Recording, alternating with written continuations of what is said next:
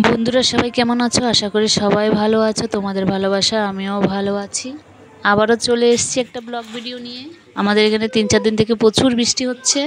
Master বাড়িতে মেয়েকে পড়াতে এসেছে। এখন মাস্টারকে আমি কি খেতে দেবো ভেবে কুল পাচ্ছি। চট করে মাথায় চলে আসলো একটা বুদ্ধি।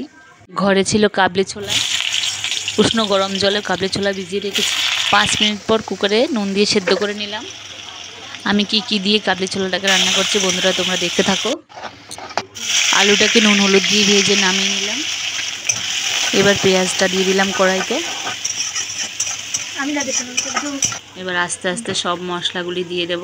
এখানে আদা জিরে আর রসুন বাটা আছে, টমেটো কুচি, লঙ্কা কুচি দিয়ে একটু নেড়ে ছেড়ে একটু লঙ্কার গুঁড়ো, ধনে গুঁড়ো, একটু নুন হলুদ, একটু স্লাইড মিষ্টি দিয়ে দেব।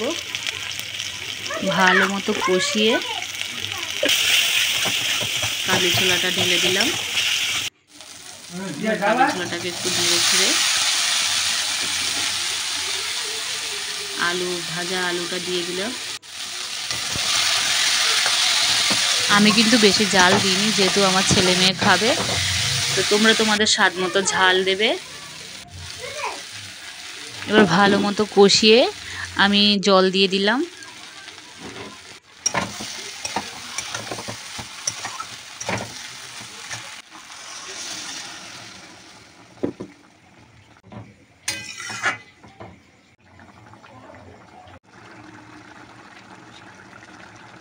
চানা মশলা দিয়ে নেড়ে চেড়ে নামিয়ে নিলাম। হয়ে গেল আমাদের চানার তরকারি রেডি। আগের থেকে আটাটাকে মেখে আমি ঢাকা দিয়ে রেখে দিয়েছিলাম, যার জন্য পরোটাগুলি প্রচণ্ড নরম হয়েছে, খেতেও স্বাদ হয়েছে। তো বন্ধুরা তোমরা যখন পরোটা বানাবে আটাটাকে মেখে রেখে দেবে, তারপর পরোটা বানালে পরোটাটা নরম হবে। তো আমাদের পরোটা তৈরি হয়ে গেছে।